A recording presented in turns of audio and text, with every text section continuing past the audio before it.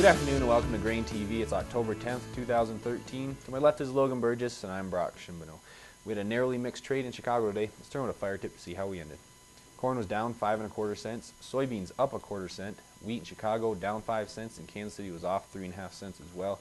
You know, Logan, early on in the trade, we did get a little bit of support from the outside markets, but that seemed to taper as we headed to the end of the session. Yeah, you know, in today's action, really the big story was those outside markets. S&P 500, Dow were both rallying sharply. We had John Boehner meeting with Obama this morning, and now there's hope that the debt ceiling issue will be able to be pushed back 6 weeks. So certainly, far from a resolution on that issue. We're going to still have to tackle it at some point, but the outside markets really seem to be buying it up today. We'll see if that can last tomorrow. But, you know, as far as what the grains are concerned, really a relatively quiet day. We didn't see a lot of spillover action in the grain market. Corn and wheat in particular showed some weakness here today, and I think a lot of people are going to be looking at that corn market, which is now testing here some recent lows with that trade action today. Yeah, you're right, Logan. If we take a look at the daily corn chart here with candlestick bars, you can see that the last couple of trade sessions we have retested those lows right around 435, which we printed about a week ago.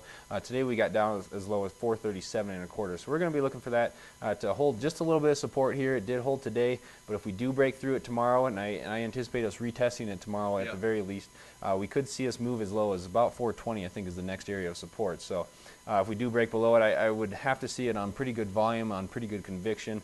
We have seen the volume be pretty lackluster in the markets in general, in the grain markets, over the last week and a half. We've had very little fundamental news to go on by way of the USDA.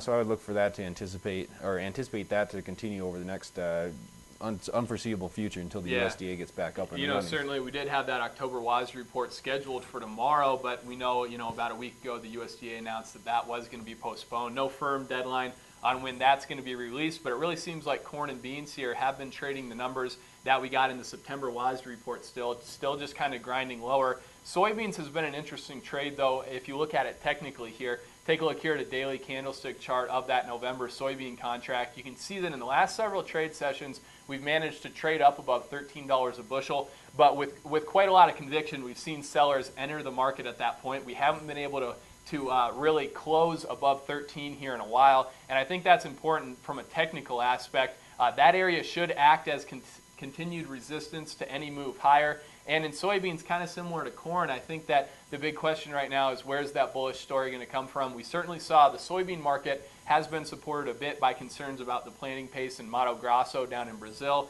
They're getting some good rains, though, this week, and that seems to be resolving those concerns a little bit here in the last couple of trade sessions. Bottom line for soybeans, I guess, without another big bullish story here over the next couple weeks or so, wouldn't be surprising if 13 held kind of as an area of resistance. If the story changes, though, and we get a strong close above 13, then it does reopen to making a run toward 13.50. Similar story in the corn market. All the technicals are kind of pointing to lower prices, but the fundamentals are too. We really do have a lack of fundamentals, but the ones that we are getting from private analysts are pointing towards a larger corn crop in both domestic supplies and on the world market. So it looks like our production is going to be a little bit bigger. That's going to continue to put pressure. A stronger dollar index over the last few days continues to put pressure on the market as well as we head into the middle of harvest here. Yeah, absolutely. As we kind of do enter harvest here, one thing to note out there is that for soybeans in particular, we're seeing some good storage opportunities out till about January. A little bit to that degree in corn, but not nearly what we're seeing in soybeans right now. So if you do have some questions about your local cash market there and maybe finding some of those storage opportunities, feel free to give us a call here at the office. Our number is 877-472-4607. In general, though, that's what we saw here on a Thursday for the grain market. Certainly not a great trade for soybeans, relatively quiet for corn and wheat as well. We'll have to see what Friday brings. Thanks a lot for joining us. We'll see you tomorrow.